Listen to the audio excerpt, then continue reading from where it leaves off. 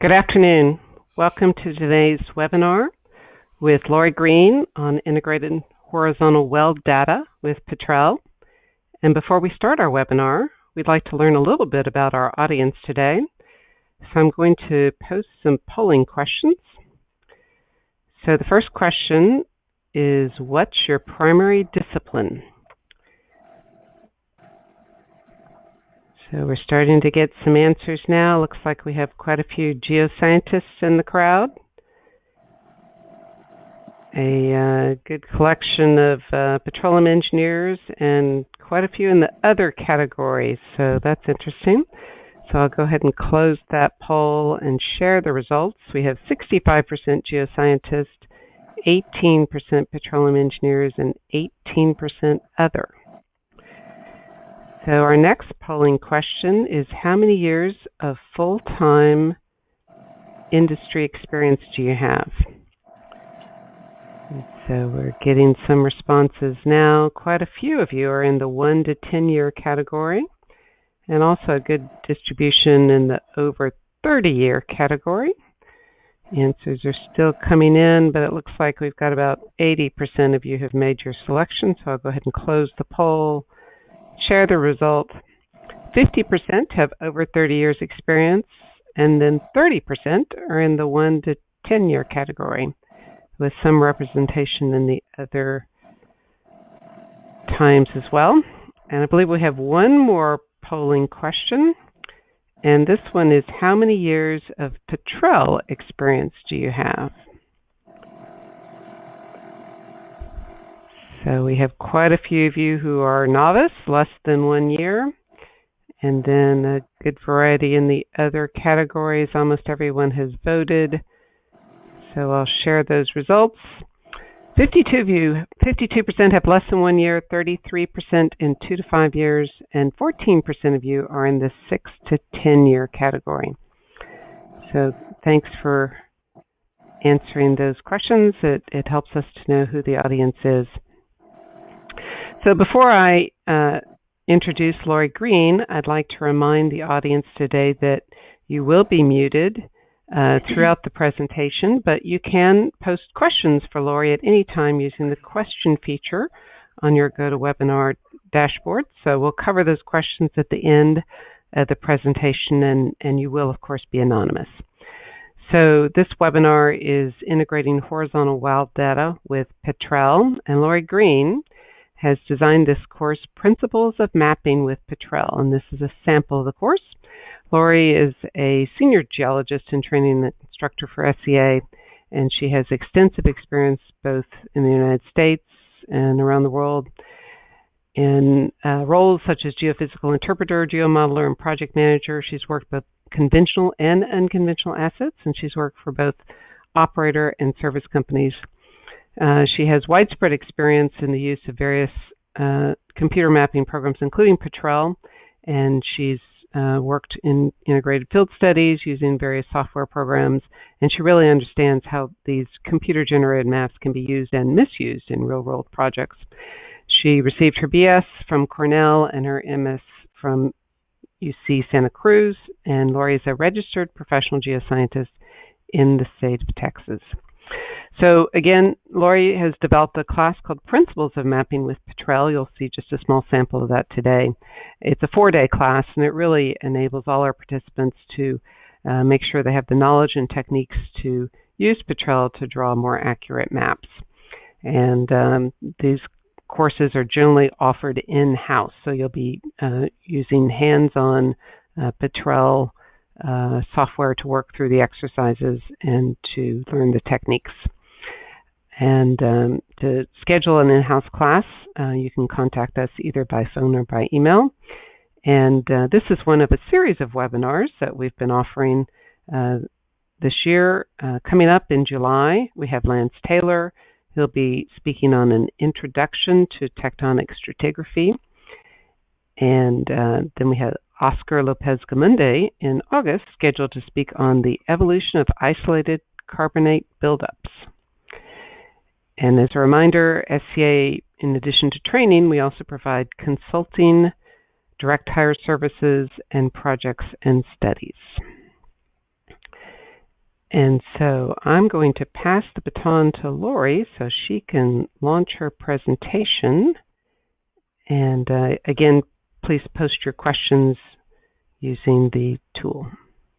Okay, well, I hope you can see my screen now. Yes, we can. Okay, good. I'm still fairly new to this whole webinar concept, but I think it's a great way to share information. Anyway, first I'd like to thank you for joining us this afternoon, taking your time, and I hope that some of the information I can provide will give you some ideas. Obviously, in 45 to 50 minutes of a webinar, we can't walk through all of the details of how to do some of these techniques. But once you see that something can be done between the Petrel manuals, and you can always ask questions of me through LinkedIn or through your own Petrel support people.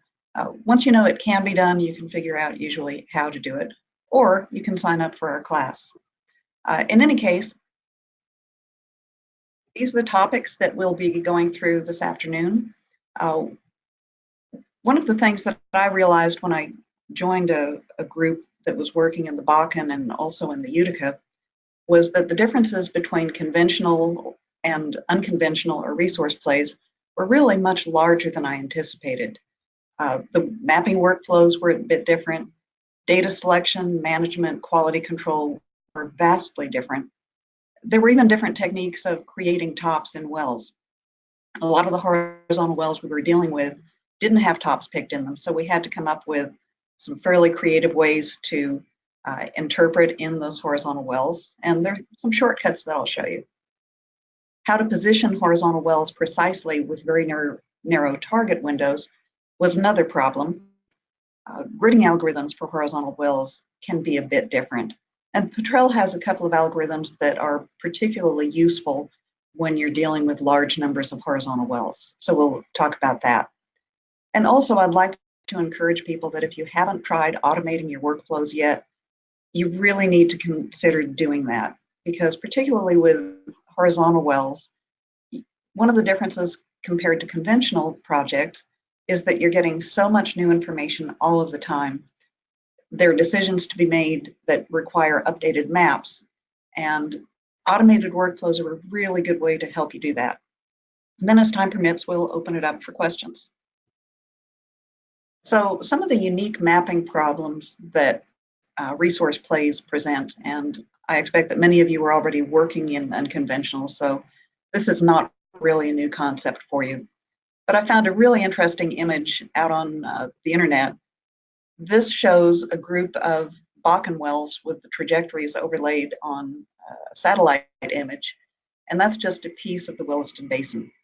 And just looking at those well trajectories with the density of wells, the clustering of wells, and the relatively few numbers of vertical wells already tell you that you're going to have to approach these projects with a slightly different point of view. Without vertical wells, you're not going to have full penetrations of your stratigraphic sequence. You're not going to have necessarily full log sequences. You're not going to have full sets of tops. Also, adding to that problem is that a lot of these reservoirs are not well imaged on seismic. You may see structural surfaces above or below them, but it's not like a conventional reservoir where seismic attributes give you a lot of information about rock types or porosity, for example. And some of the units are simply too thin to image. The Bakken springs to mind. You have narrow drilling target windows in some of these plays, so you have limited resolution, you have limited tops, but you still are tasked with the responsibility of putting your well bores in exactly the right place in the unit. In a lot of these horizontal wells, few or inconsistent log suites are run. You also have some complications from some of the equipment that's downhole.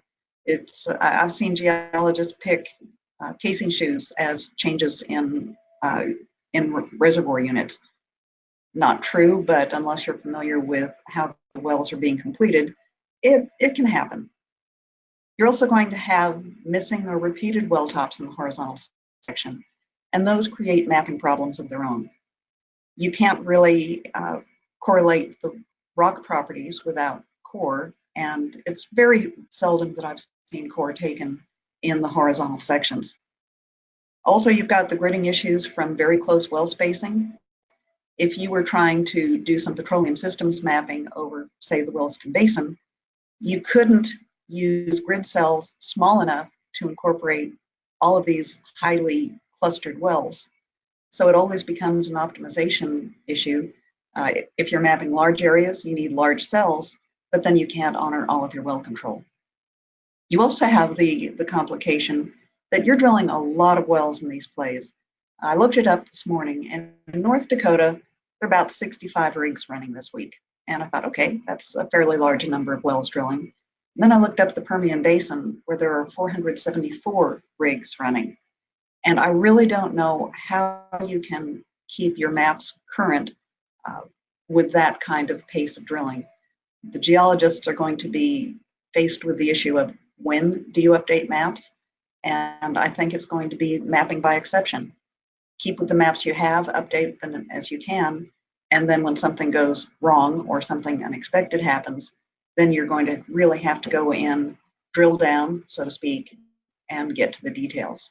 But it's a huge problem, and it's a decision-making issue that management and the geoscientists are going to have to work on together. The overall mapping workflow in Petrel should be familiar to most of you. Today, we'll focus on basic well data, selection and QC. I'll talk about making elevation maps, because certainly for resource plays, some of the biggest problems that I've seen stem from some of the simplest issues, namely bad elevations. I'll talk about how you pick tops in vertical and horizontal wells, how you build those into well sections. We won't talk about seismic horizons and faults today. That's frankly a different discussion, and a lot of these resource plays don't have enough faults to take that into consideration on a day-to-day basis. If you're working the DJ Basin and you do have faults, I apologize, we'll have to address that in a different webinar.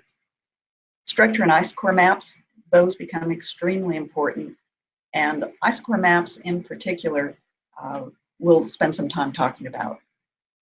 We won't discuss much of the interpretation aspects today. There's simply not enough time. But one of the things you definitely need to consider with a rapid pace of drilling is how to document your results and how to update your corporate data store as you add additional information in your own projects. Integrating data from the horizontal wells has a slightly different workflow. For one thing, if you don't have tops already picked in your horizontal wells, and frankly, even if you do, because I've seen ops geologists who are very good at picking well tops, and some you have to do some additional work. So I'll show you a couple of shortcuts to drop in estimated tops, which then are, for me, easier to edit than to create fresh. I'll show you how to display those in some well section windows. There are a couple of tricks. We'll talk about zone logs. Zone logs are a topic that you may not have encountered very much. They can be very helpful, but they have to be used carefully. The idea of them is to maintain the positioning of a wellbore very precisely in a specific unit. Then we'll talk about the more iterative aspects. Creating surfaces with a special gridding algorithm called conformal gridding, using isochores not just for their own sake, but to constrain the structural surfaces that you'll be building. Recalculating surfaces using the conformal gridding algorithm and your isochores, and then cycling back through the process until all of your structural surfaces and your thicknesses correspond to all of your well control and also to your geologic understanding. Data management and resource plays.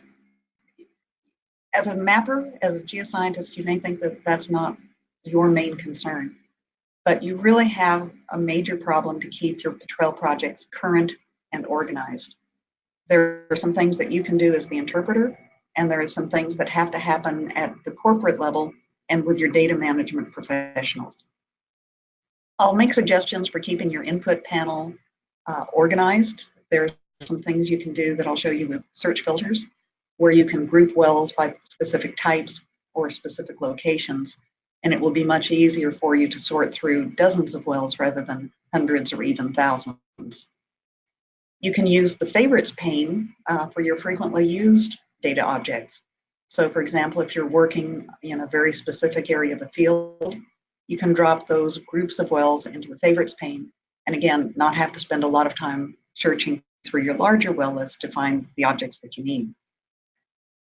I would also strongly recommend that when individual Petrel projects are built, they should really be constructed by dedicated data managers who are working at least at the group, if not your regional or corporate level, because there's a lot that goes into synchronizing these projects if you're using Studio, getting those Studio projects set up correctly. That a well-constructed project, again, will save you a lot of time and minimize errors. You're also going to be creating new data objects, though. You'll be creating or editing well tops. Your petrophysicist will be adding process logs. You may add seismic interpretations and other data types. And there needs to be a well-defined auditing process and a system for updating those corporate data stores, whether it's a Studio project, whether it's an OpenWorks database. If every new top is loaded back into, for example, a Studio project, there's no way to determine which is the most current or correct version of the data. So these are the things that even as individual interpreters, you need to be asking the questions of how your organization manages the data and the updates that you're creating. So moving on, selecting your wells for a mapping project is probably one of the first things that you have to do. And you may not choose to use every well that's drilled in your area, but you at least need to document which wells you're using, why you have selected those, and why you have not selected other wells. Once you've done that, once you've made your overall selection, how do you sort out the wells that you're going to use for specific mapping projects? One of the first things I do is sort my vertical wells into one group and the horizontal wells into another, primarily because the vertical wells are where I'm going to start with making my preliminary maps. Those wells usually have the better log suite, they'll have more tops picked, and the quality of them is just generally better to build those preliminary maps. The way I do that is with something called a saved search filter. And one of the well attributes that you'll see listed under every well is its max inc, or maximum inclination. So you can use that well attribute and a search filter or a saved search to identify all of the wells, in this case, for example, all of the wells that have a maximum inclination of greater than 65 degrees, and then you can group those into a specific folder. So you've got the highly deviated wells separated from your verticals. You can also add additional filters to that. You can have, for example, all of the vertical wells that have a full log suite, or all of the horizontal wells that are missing specific well tops. Another very useful filtering tool is to group by area.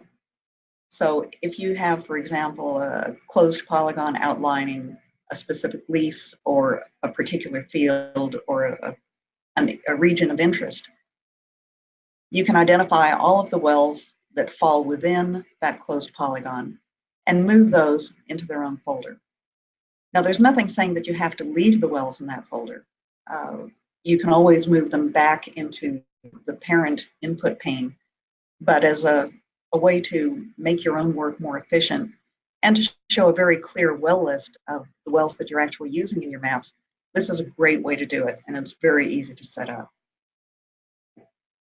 The polygon simply must be closed. So you can import shapefiles, for example, from ArcGIS, and if you're working with a very particular part of a field, a particular drill space unit, a DSU, you can do that.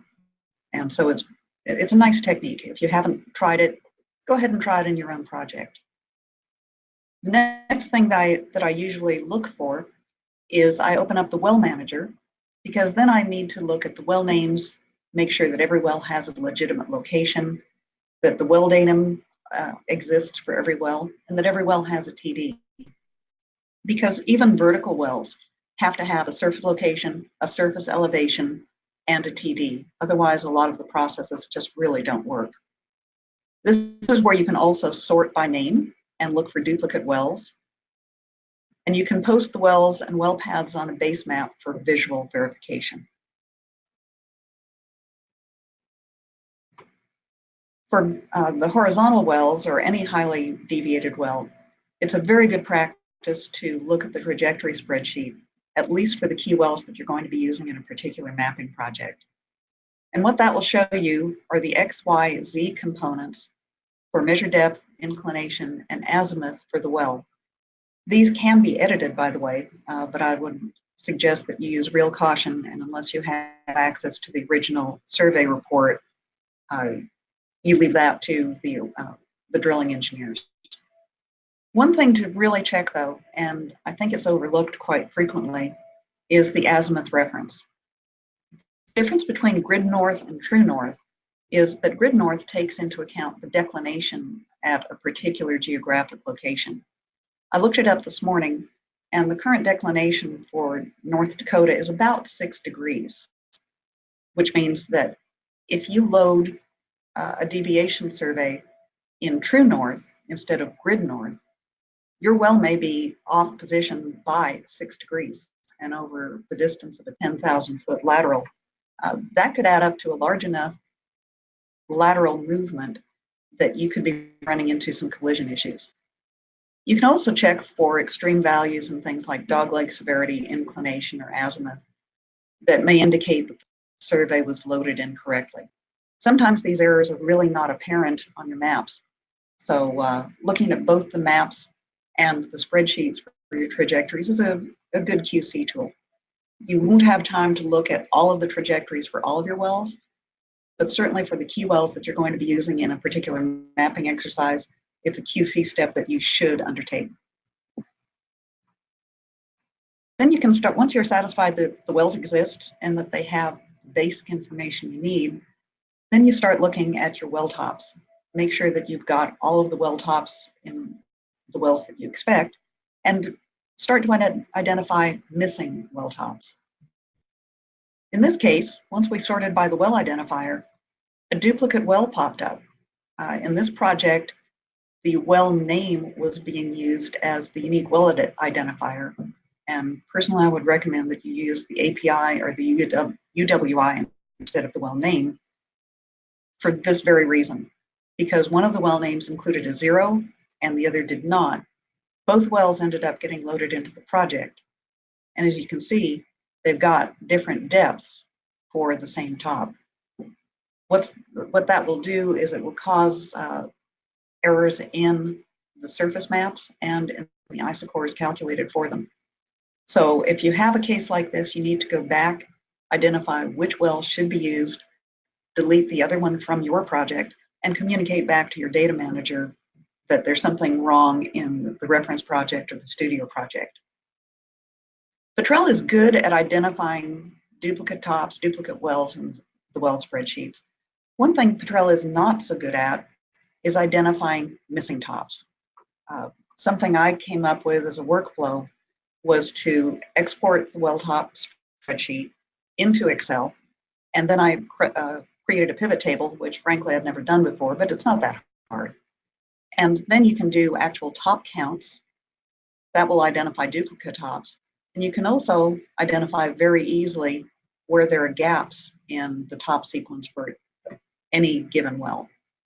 Then you can go back and decide whether those tops are within your zones of interest and start adding those back in, or at least referring them back to your data management and find out if those tops exist. If they don't, maybe someone needs to go back in and start picking them. So you've got all your basic information, but you still need to QC some things. As I mentioned at the top, well datum elevations, and those are typically at Kelly bushing, even wells on the same pad may have different elevations. The surveys may be wrong. It's a surprisingly common issue, even in modern wells. This example is from West Texas, actually, where it's very common to have twinned wells, where one well on a pad is targeting a shallow horizon and the other well is targeting a deeper one. these wells are only maybe 50 feet apart, and in West Texas, you really would not expect 20 to 30 feet elevation difference on the pad. And in fact, you can go out and look at the pad and it's perfectly flat. So just knowing where you are and the kinds of elevation errors that, or elevation differences that you can expect, will flag that maybe something's wrong. Also, if you look at these maps where you've got paired wells with different elevations, you're going to get closed highs and closed lows, commonly called bullseyes, centered on those closely spaced wells. Now, I've seen problems like this even with the most current wells in the Bakken, or again in North Dakota on a single pad. You're not looking at more than maybe 5 feet elevation difference from one end to the other. So you need to check these things, and then how do you deal with it? But first, what is the impact of them? You may think, okay, 5 feet, 10 feet, even 15 feet of error. Perhaps that's not a problem for your particular project, but I would argue that in many cases it may be.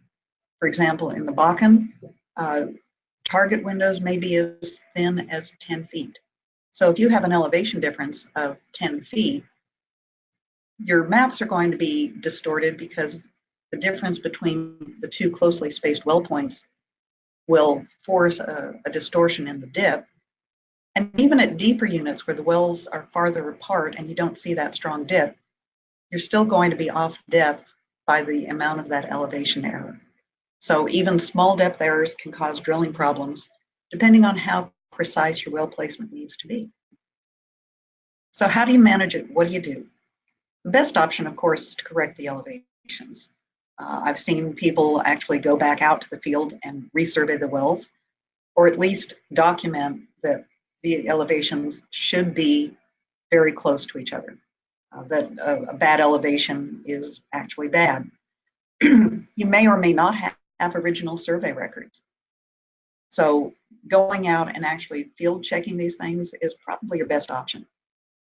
An acceptable option is if you have multiple wells, and some of these pads may have 15 or more wells on the pad, you may not be using all of those wells for your mapping effort anyway. You may choose to use a subset of the most consistent wells, and as long as you identify which wells were used and which wells were omitted, that's a perfectly valid approach. You should still flag the incorrect well or wells for further examination, though. The more that you ignore bad data, it will just replicate itself, and eventually someone's going to have to correct it. A poor option is to do nothing. If you accept the anomalies, you're going to have an increased depth uncertainty, and you're going to have, to put bluntly, ugly maps, and your credibility and the accuracy of your other maps is going to be called into question. The one thing you should absolutely not do is just camouflage the problems. If you just increased the grid cell size in this map 2 times in one direction, 2 times in the other, so the grid cell is 4 times as large as you're currently using, both of these wells would fall in the same cell, and you would just be smoothing through, and your maps would look fine, but you would still have a problem with positioning any later wells in the right place. So don't camouflage things. Always go back to root causes and fix them.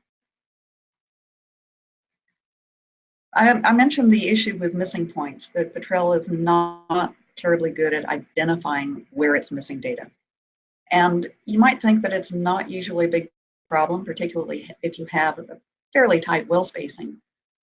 But as an experiment, I took a small field and I just deleted 3 of these isochore points.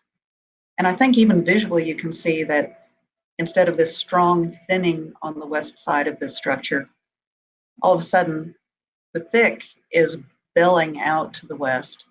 And instead of this thin that might isolate your southern part of the field from the northern, you've got a continuous thick across the entire field.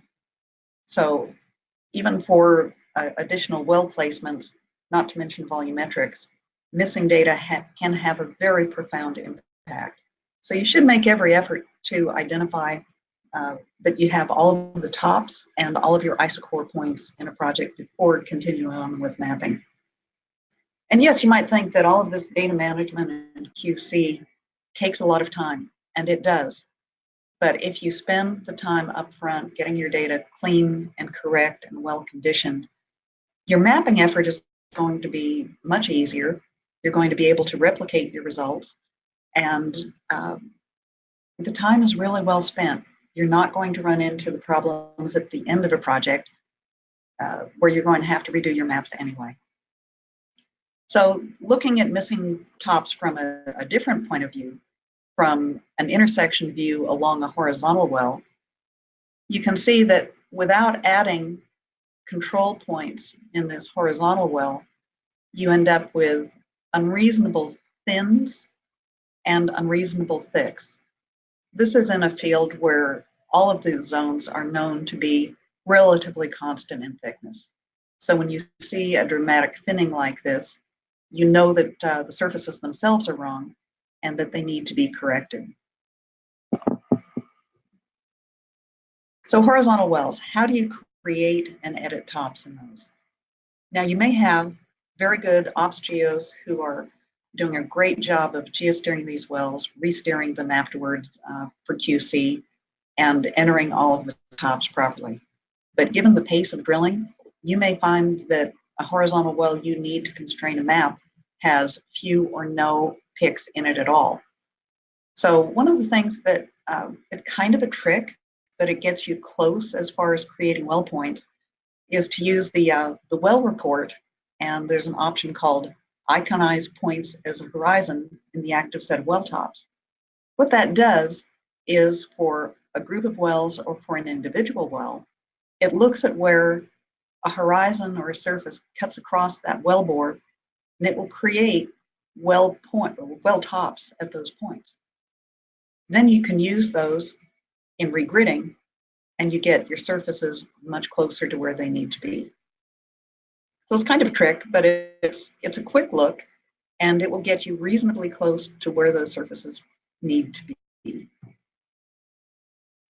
But then you still need to be very detailed, because those horizons may not be cutting at exactly the right point, and you need to modify them to match your changes in, for example, well logs.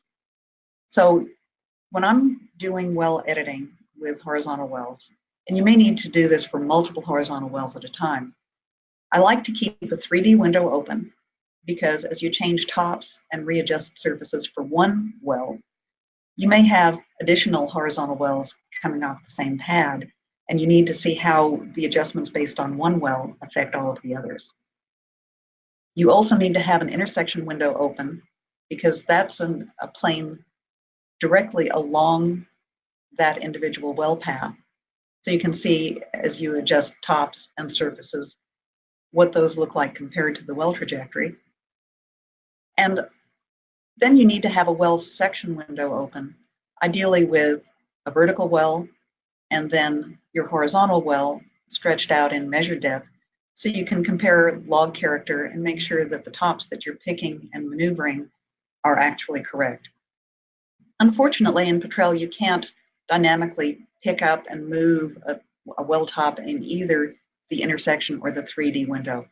So having all three windows open at the same time lets you move tops in one window and then see the effects in the others. Looking a little bit more closely, on the left I have a well section window with the vertical well here on the left. Both of these wells are displayed in measured depth. If your well goes toe up or shallows at any point, you really can't use the TVD or the TV true vertical subsea depth mode for displaying your well section. You won't be able to position your tops, and the well logs will be over posting. So measure depth is what you need. And then you need to scale the wells not at a consistent scale, but at a variable scale. So you can stretch out the horizontal well and compare log character at about the same scaling factor as you have in the vertical well. Then you can look and see where these original surfaces cut across your horizontal well. You can see, well, they got kind of close, but your real well tops need to be defined by the changes in the log character. This is a video that I put together of how I was actually editing points.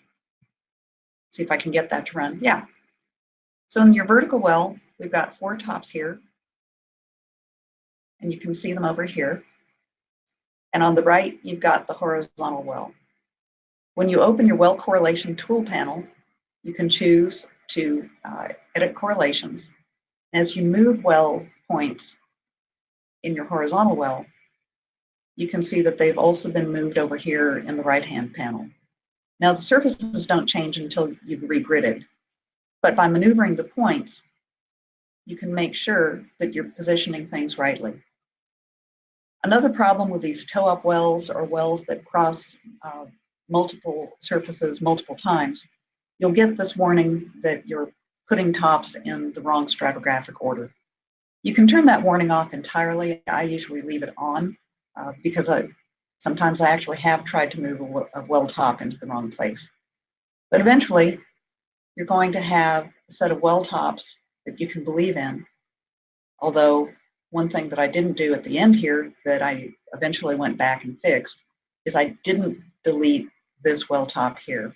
And it's clearly sitting in the middle of a zone. So that's one thing that, again, you're going to have to iterate. You're not going to get all of these tops right on the first go.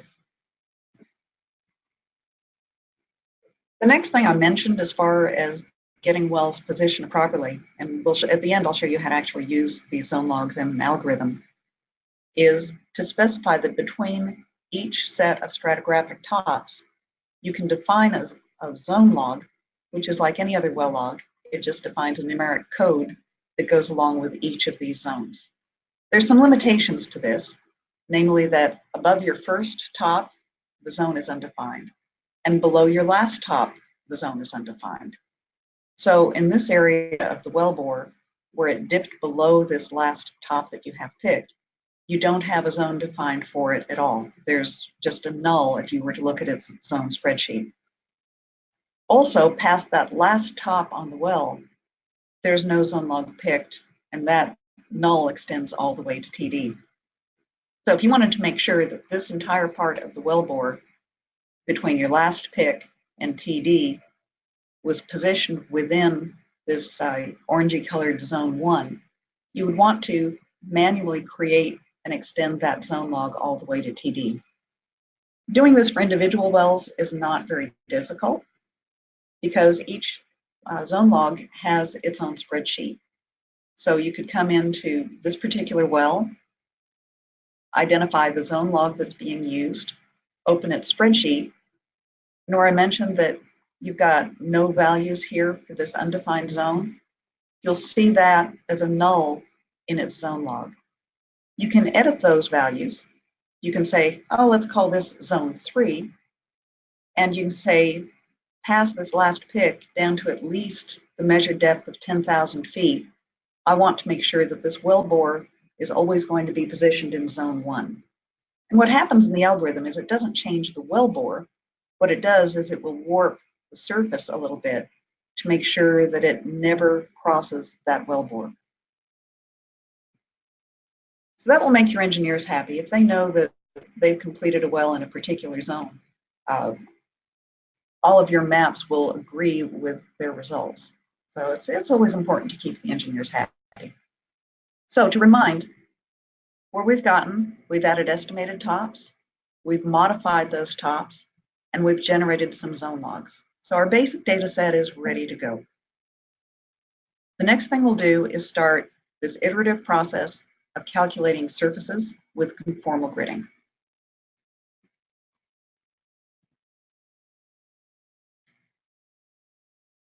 I beg your pardon, I hit the wrong button.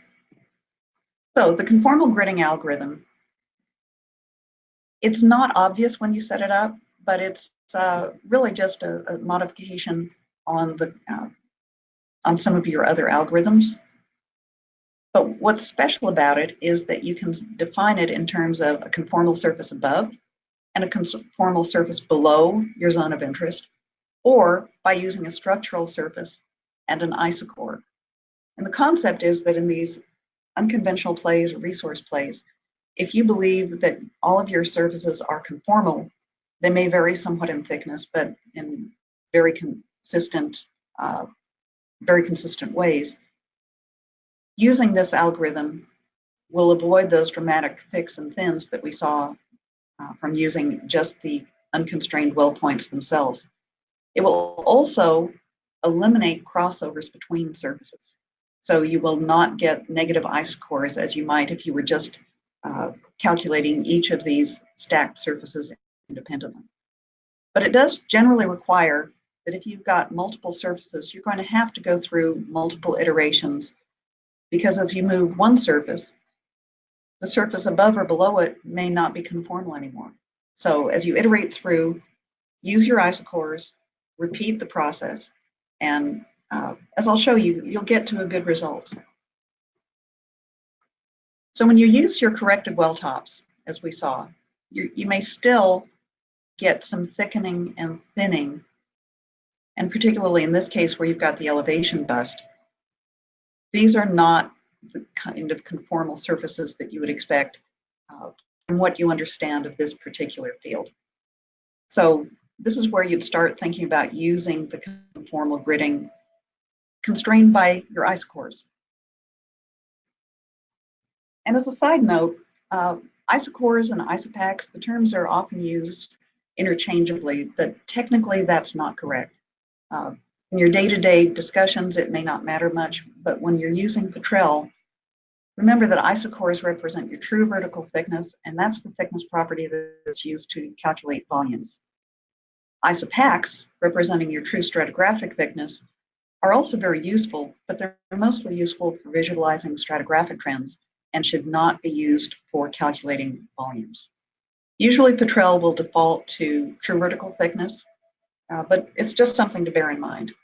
It's always a question to ask when you look at a thickness map, whether it is an isochore or an isopach. So the isochore gridding algorithm is another one that's very commonly used in these resource plays, partly because it's a really good quality control for relatively thin units. Errors are going to jump out more strongly as variations in an isochore map than they will as variations in a structure map.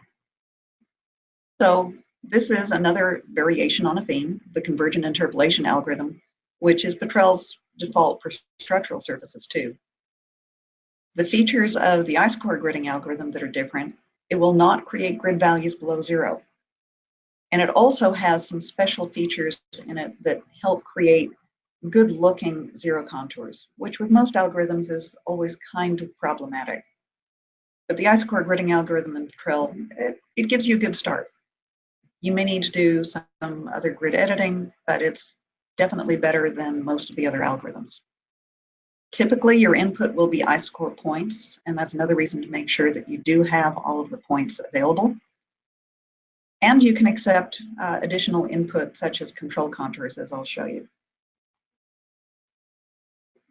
One of the reasons that isochore points and isocores in general can be difficult with deviated wells and in unconventional plays is that in some of these horizontal well bores, you may not have any picks at all, so Petrel can't calculate isocores from those. You may have full penetrations in your vertical or near vertical wells, so those will give you isochore points.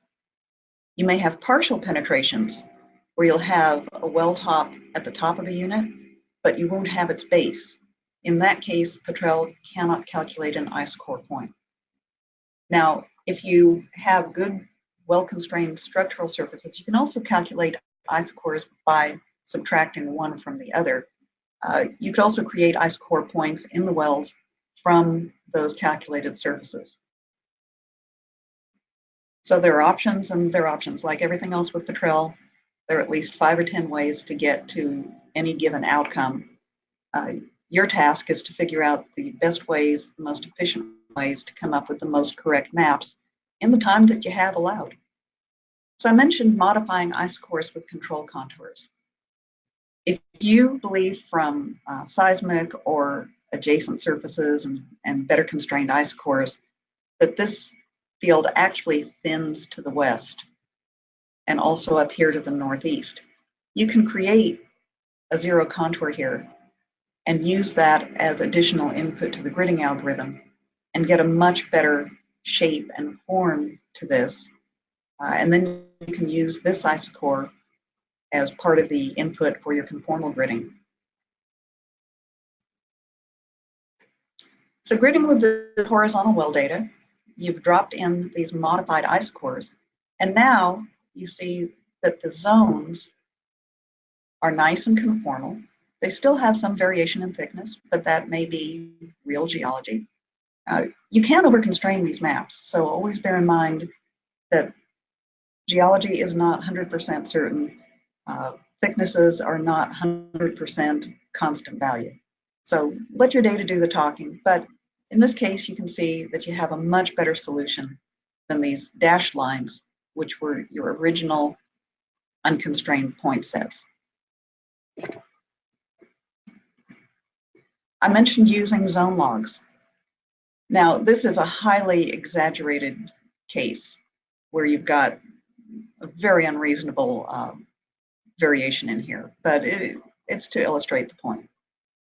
Now, this surface, you can see a subtle dip between these 2 points as you come, and it dips below where this blue part of the zone log is.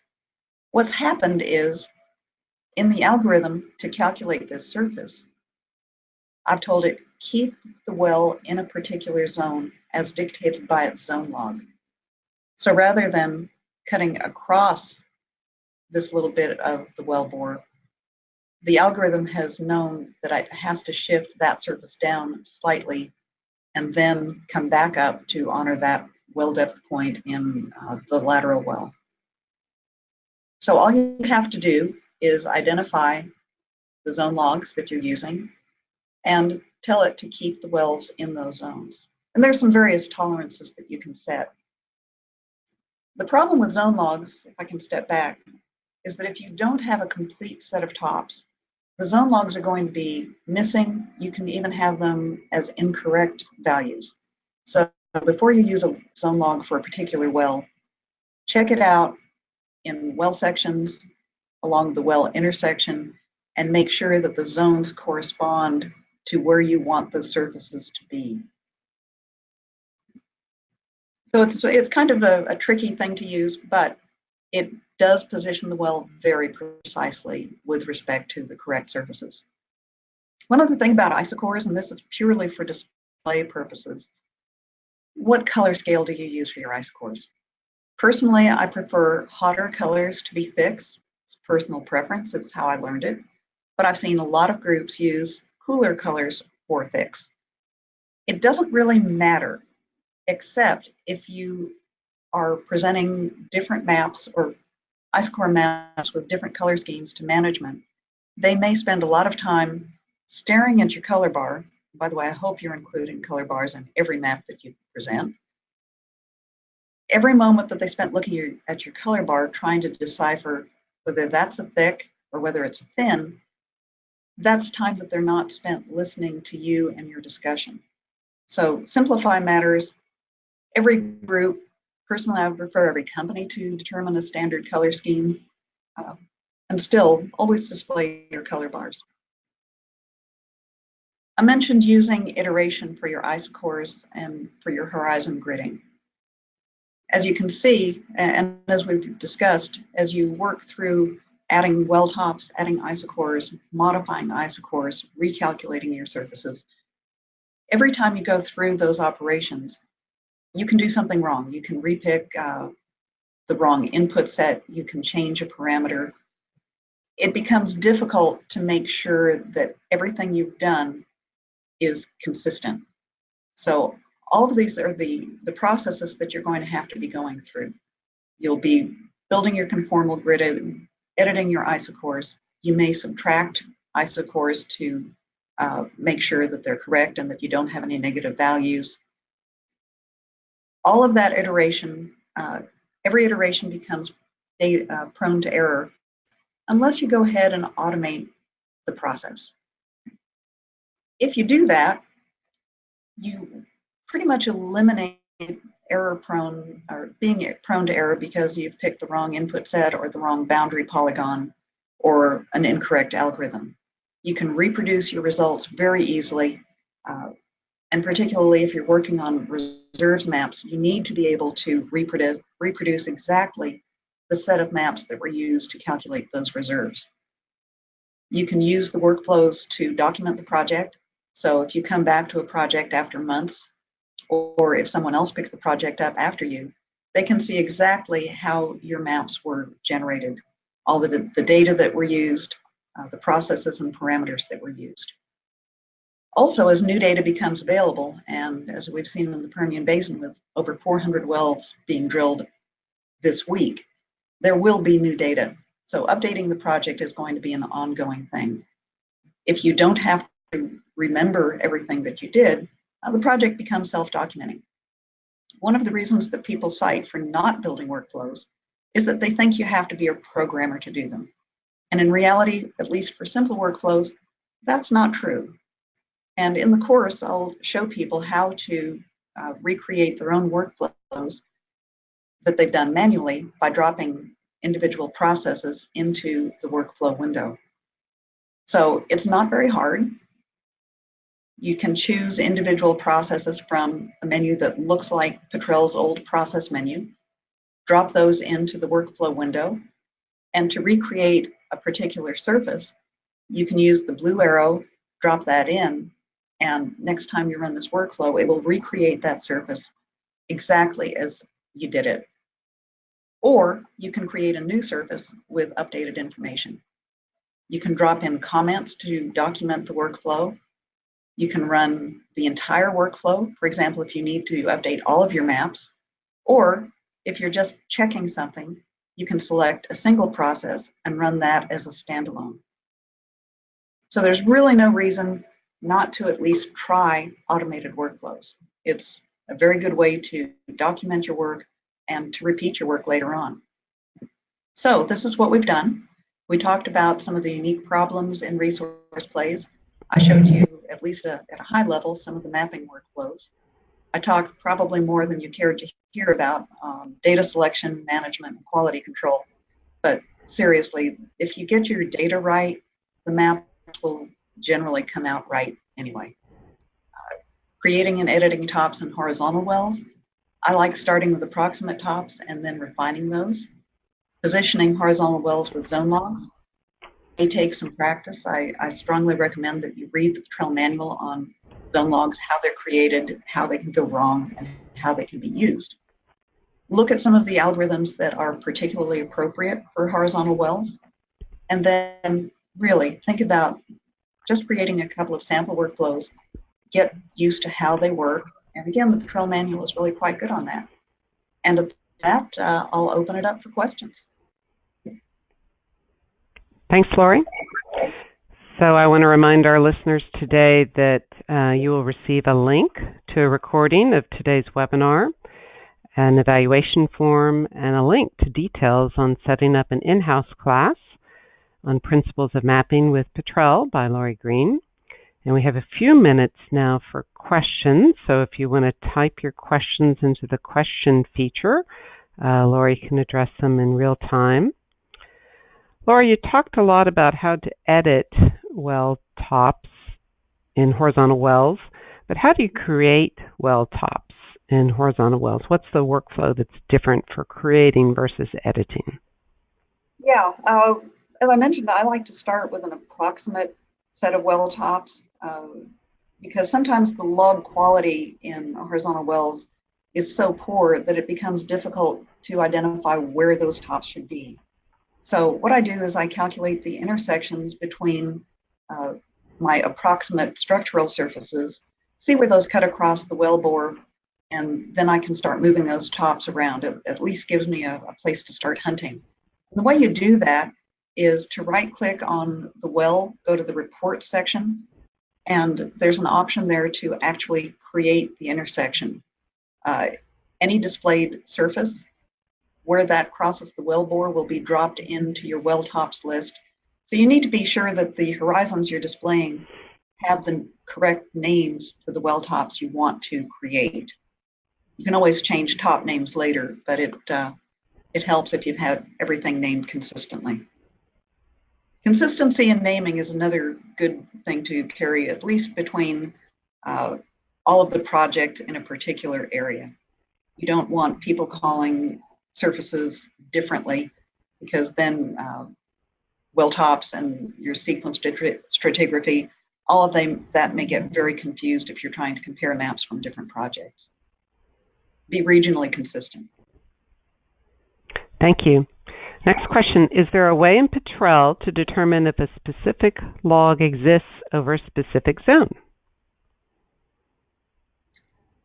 Over specific zones, that's a little bit harder in Petrel in the 2D world.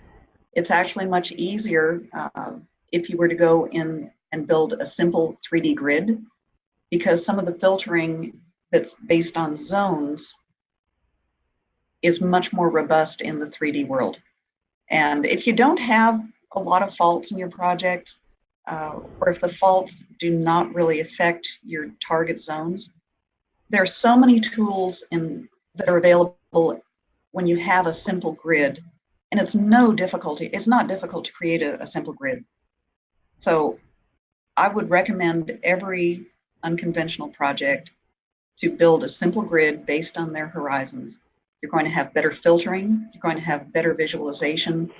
There are a lot of tools that you can gain access to just by building simple grids from your horizons.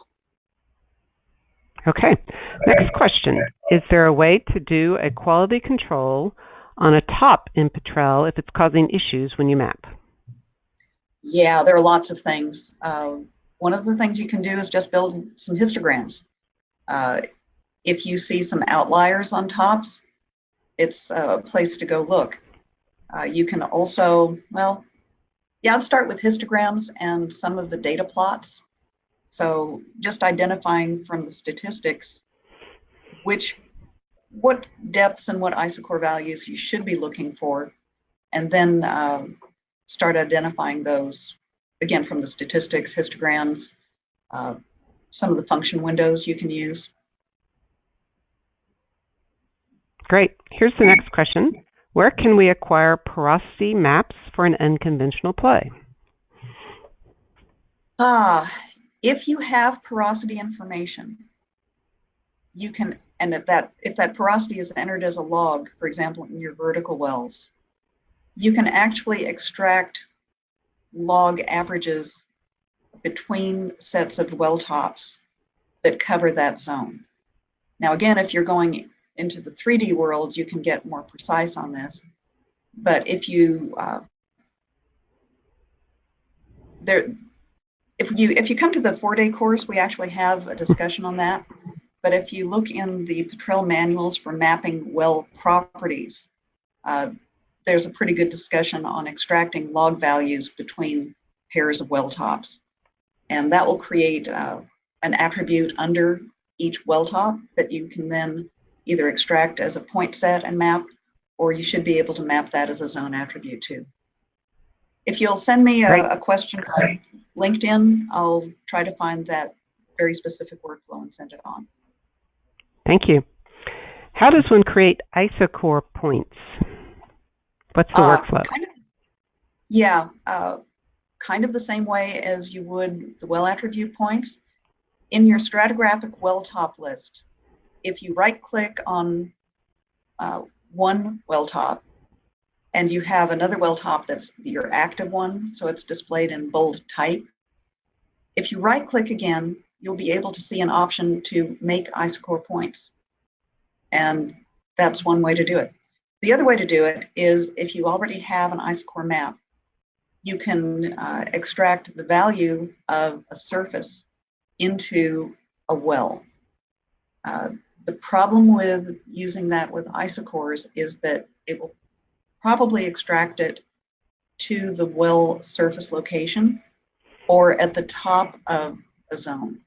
And if you've got horizontal wells, the top of the zone may be nowhere close to where that average value would be. But yes, you can create isochores. It was a little bit more detailed. More details in the 4-day class. So I want to Yes. thank our audience for attending today's webinar. Later today, you'll receive a link. This webinar will be placed in the on-demand section of webinars that are on SCA's website. You can find other webinars there as well. You'll receive an evaluation form, and you'll get a link to setting up this course, the 4-day class that Laurie teaches, Principles of Mapping with Petrel, and it can be set up in-house. Thanks very much for listening today. Goodbye. Thank you.